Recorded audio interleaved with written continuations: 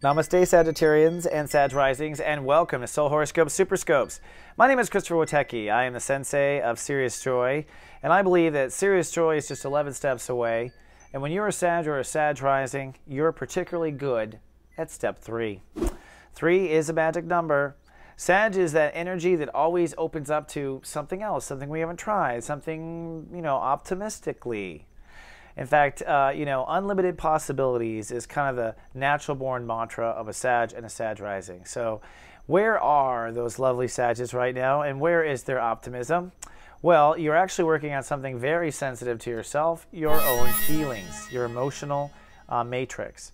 And this year, the Sages are going to have a quantum leap in your sense of security. This sets up for incredible passion around the corner.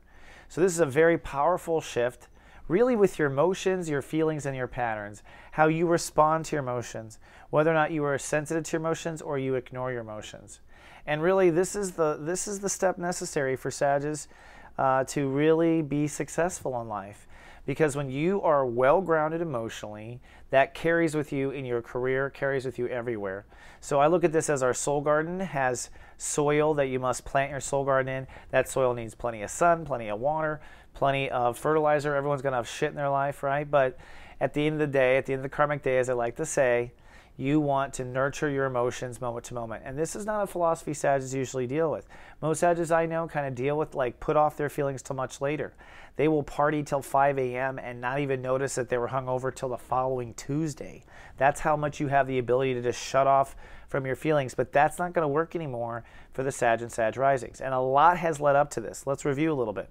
First of all, the Sun crossing Neptune at step 5. This is the first time Neptune's been in Pisces at this degree since 1864, the Civil War. So this energy was what was pushing for the end of slavery. And this is now pushing for the end of your slavery to yourself to some degree and the harsh circumstances you put yourself through. But there's more. Saturn in Scorpio has been working on inner faith for Sagittarius and Sag Risings since the fall of 2012.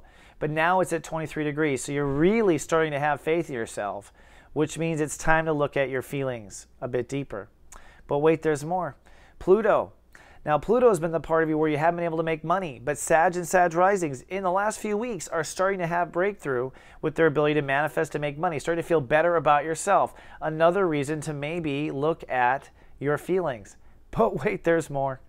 Jupiter in Cancer is now retrograde, but goes direct in March, and it has been helping you since July to expand your, basically, I guess the best way to put it is your emotional sensations and your connections in trust and intimacy, to expand your trust, to expand where your feelings can deal with connecting to others, to expand your tolerance emotionally.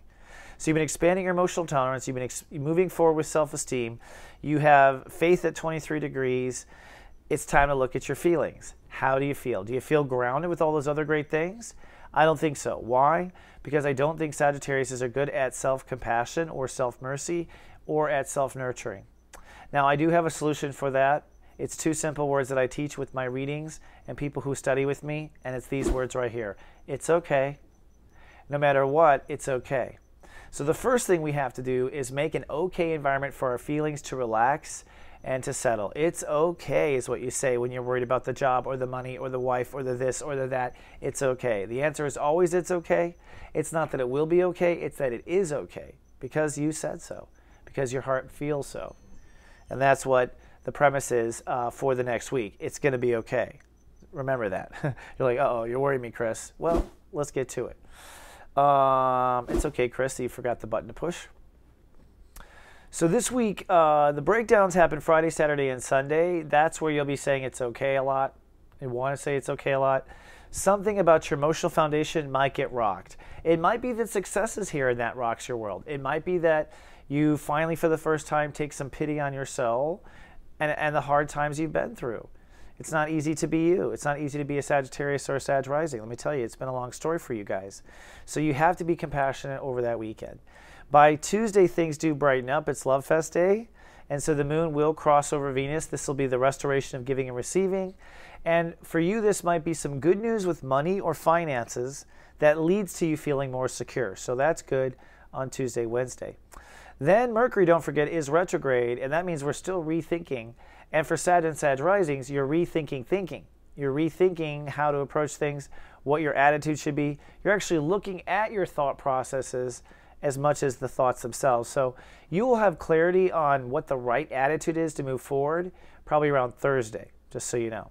And then comes Friday.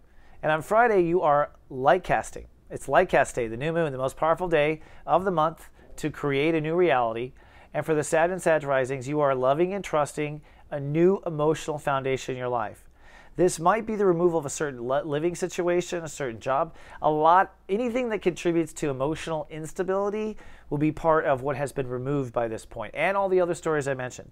You want to love, you want to trust, you want to hold space in that time. Looking for what my next thing is. So that is the week for y'all. Now, what about love is what they always ask. What about love? Well, for the 3 VQs, which is Venus quotient, your Venus quotient is your capacity to love on Earth. So if you have Venus in Sag, you're a 3 VQ. All right? Now, where are the 3 VQs? Well, honestly, around money.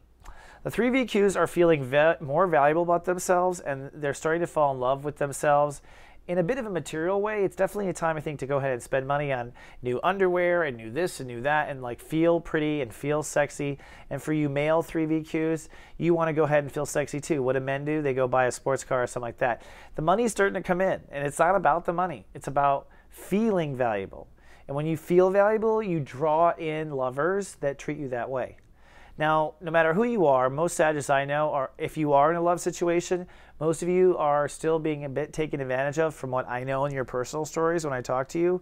So it's very important this week for you to respond differently to anything that doesn't value you correctly. If normally you tolerate someone disrespecting or dishonoring your value, you don't tolerate it, at least say something, just respond differently. That's very important this week for the 3 VQs and for the Sag and Sag risings. Now, if you're a lady and you want to know what your Venus quotient is, come on down to gavenus.me, because we have a social network or a group for ladies on Facebook to help you figure that out. And if you're not, no sweat. We've got something for you here in a moment. Now, if you'd like for me to remind you that it's okay, I've got a service called GA Venus, and GA Venus will help ladies step into their power in the moment. So come to gavenus.com for that. But everyone, I want you to know I've made some videos that helps the world understand their Venus quotient at soulmart.me. I only get once a week to get in front of you, so forgive me for all the promos. But soulmart.me is where I'm now housing the Venus quotient videos. These are videos that will tell you how to look up your Venus, and then you can look up a video of what it means. They're really long. I put some time into them. It was my little contribution to the world to help the world feel and love better. So come on down to soulmart.me. And if you're watching on YouTube, we do ask that you subscribe to our channel. That helps us understand how we're doing. And in the meantime, Sagittarius, I will see you in 7 days with more. Make sure to remember the magic words. It's okay. Until then, live, love, be.